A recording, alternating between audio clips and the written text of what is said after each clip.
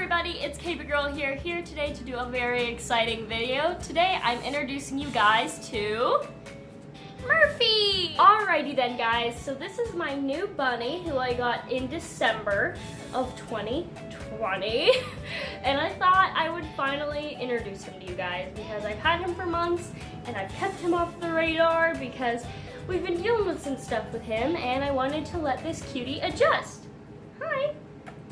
So yes, this is Mr. Murphy. He is a 1-year-old Lop mini Lop mix that I adopted from a local rescue.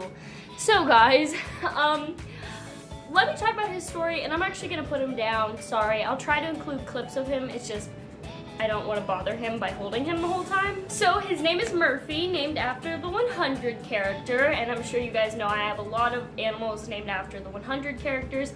I have Monty and Jasper, my betas. I have Octavia, my leopard gecko. I have Finn, my rabbit. I think that's everybody. So yeah, I like naming them after certain character names. So let me explain real quick how I ended up with him, why I got him, etc., etc. He is bonded to my 2 other rabbits, and they are free roamed 24/7. So before you sit there and go, their cage is too small, and all that crap, they're free roamed in my 330 square foot bedroom 24/7. And they are now a trio, bonded, all neutered, all spayed. So basically, in December, I had been just keeping up with the rescue, and they had posted about him, and I have been following his story since the rescue rescued him. Basically, his story is that he was at an auction and with other bunnies. So basically, it was like a group of bunnies. They were being sold at an auction. This is my cat Yeskier. He's fat. Anyways, so basically, this good person bought them all at the auction so they would not end up being sold as meat rabbits. This person did not want to see them be sold to their deaths, basically, which is basically what the auctions around here are. Whenever it comes to selling animals, cows, pigs, rabbits, they're all sold to basically be slaughtered. So this person bought all of them. I think it was like 5 to 6, I can't remember the exact number, and he was one of them, and he was labeled as having eye problems and teeth problems. And so the rescue took him in and realized that he had malocclusion, and he does. I'll talk about that in a second. He has a protruding third eyelid and chronically runny eyes. So he was with the rescue from June until whenever I adopted him in December. And basically I'd been following his story. He seemed super sweet. Nobody was interested in him because of his teeth problems. And I got to thinking, I was like, I have this space in my bedroom. My 2 rabbits are super easygoing, super sweet. And I have the means of taking care of him. I started asking the rescue some questions about him. What exactly do his teeth need for maintenance? What is like, just asking him about his personality, if she thought he would do well with 2 other rabbits, and basically she said just trim them at home. His teeth, sorry, I had to get comfortable. She basically said you just have to trim his teeth at home, and he was super friendly, loved cats. And so I was like, I might as well just apply. You know, why not? His adoption fee was sponsored already, so I didn't have to pay anything. I just thought, why not? I communicated with them. I had a temporary cage already set up, and I got approved. So I did end up paying an adoption fee that I didn't have to pay. I basically just told her to put the money towards another bunny, and I brought him home. So basically, my initial plan, which was the whole reason for adopting him, was during my December Christmas break, was to really work on bonding all 3 of them after he was quarantined. So I got him in early December. I kept him, quarantined, separated, and then I eventually moved him into my room and let them see each other through the bars. And then Christmas break rolled around, and I had to work every day, 12-hour shifts. And I couldn't bond them. I just couldn't, I couldn't monitor them long enough, because I'd get home at 7 o'clock at night and be so tired, 7, 8, 9 o'clock at night and be so tired that I couldn't monitor them all night. So basically, that didn't happen, put a little kink in my plan, and then I decided to start them off in a really small enclosure and then slowly build up. It took like a solid 2 months to get them fully bonded. We still have some problems here and there with them just being territorial over certain things, but we're dealing with it. They cuddle a lot, the 3 of them. They get along really well. It's just every now and again, Annie or Finn, or like just sometimes they get a stick up their butt and it's ridiculous. I'm like, guys. So yeah, we've been doing well. He's the sweetest thing in the world. He loves being pet. He loves being held. He is the cutest, sweetest thing. But he does have some health problems, and I thought we would discuss that real quick. He does have malocclusion.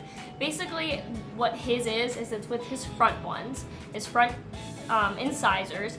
The top ones basically curl back, and his front ones kind of grow out like this. And so I had been trimming them at home, which I know everybody's probably gasping right now because that is what the rescue told me to do. And then I got to researching and thinking, and I just didn't feel comfortable doing it. I was worried I'd crack his tooth. Every single time I did it, I was like telling my brother, I'd be like, I don't, this isn't okay. We need to do something about this. And then I had him for a few weeks, and I realized that he did not eat veggies or hay at all. Like, at all. And it was stressing me out. I was like, why won't he eat them? The shelter said he didn't eat them a lot, but they said he still ate them. But I guess he just doesn't eat them. So basically, he was having a lot of very small poops. So I had to constantly be feeding him extra pellets, encouraging him to eat hay.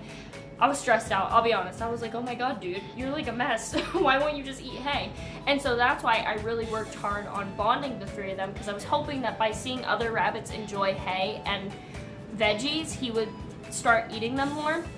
And then I got them bonded. I was still trimming his teeth at home, and he just still wasn't. And I had scheduled a vet appointment for him. It took me a little bit because I wanted to let him settle and let him relax before I made a vet appointment. And so finally made a vet appointment. Why did you bite me? So I made a vet appointment, and that was about 3 weeks ago now, I'd say. Maybe it was 2. It was 2 or 3 weeks ago. I made a vet appointment, took him over. My vet loved him. Everybody thought he was the sweetest, cutest thing in the world. But basically, me and the vet both agreed that he's gonna have to have his incisors removed, which I personally had been thinking right from after I got him and saw how his teeth were growing and how little he eats hay and veggies. He needs those front ones removed. The plan is to basically attempt to remove them. That way he can start eating things easier, because right now his back incisors are fine. They're a little bit overgrown, but that's because he can't eat hay or veggies because of how these front ones are growing. So I'm waiting to hear back from my vet. We're gonna schedule him an appointment, and he's gonna more than likely have them removed. And if she can't do it, I will be going to a referral hospital and having it done there, because at the end of the day, like, just with how they're growing, it's just, he can't eat hay, like, at all. He still doesn't. I've definitely noticed no more GI stasis poops, which is really awesome. He will on the occasion. I do feed all the rabbits extra pellets now. Luckily, it's not that big of a deal because they all still eat hay, like, except for Murphy. My 2, they still eat hay, and giving them extra pellets isn't really that big of a deal. I'm monitoring their weight, making sure they don't get big or like fat or like only eat pellets like Murphy, but the other 2 are doing fine with a little bit of extra pellets. Basically, that's Murphy. He's so sweet.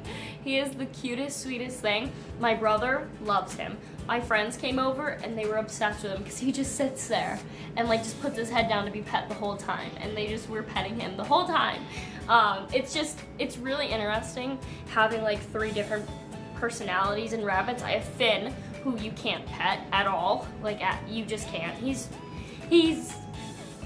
Finn was raised in a chicken coop, so he's basically just a feral rabbit, let's be honest. Annie, I have no idea Annie's backstory, but she likes being pet. She does not like being held, but she does not mind a pet here or there. And Murphy, he loves people. And it's really interesting considering where he came from. I mean, he was a meat rabbit, assuming he was kept in pretty poor conditions because all of the other rabbits, including him, were in bad conditions whenever they went to the rescue. But he's so sweet. It's super cool. But yeah, I'm really excited that he's with me. I love him. he's so cute. He is the only rabbit to go on this half of my room, so I have to get more rugs at some point to put down. Luckily he doesn't as much anymore, but we were having problems with him coming across under my bed and trying to eat my cat's food. I was like, dude, no. So I now have to, you know, monitor that. But he doesn't really come over here as much anymore because it doesn't have any rugs or anything. But I have to get some so he can if he wants to. I'm slow with buying rugs, we know that. And now, moving forward, I can start showing you guys my whole bedroom again, because the problem is like, I couldn't show you my whole bedroom because then you'd see Murphy sitting there and be like, who's that? And I'd have to be like, video upcoming. So yeah, guys, that's him. To be very clear, I will be getting no more animals after him, guys. That is where I'm gonna end the video. Hope you guys enjoy. If you did, like and subscribe. If you didn't, then goodbye.